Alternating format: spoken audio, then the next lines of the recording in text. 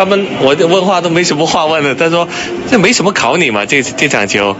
主要是下一场吧，下一场可能吴尚银跟马林这场，是一个关键的这个战役吧。那准备的怎么样，马林？应该来说，我相信马林已经准备的这种非常好了，而且做了很困难的准备。因为吴尚银本来在团体赛里边两个人打的就非常激烈。对，没问题。他们这些小将在你的指点底下越打越好，因为你们的套路的确是很精确，虽然没什么还手之力。因为对手不一样嘛，我们前面准备的，他们是因为谭瑞武啊，包括这个高立德，他们都是战胜了这个前面的种子选手，所以相对巴金斯呢显得还轻松一些。但是马林跟吴尚银这場球，是一個這個非常關鍵嘅戰役。好，預祝你們戰英統啊！好。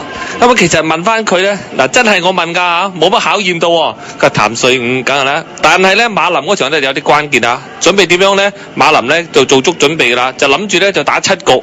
咁唔知係咪咧？我哋一齊睇睇啦。咁其實啱啱咧聽到。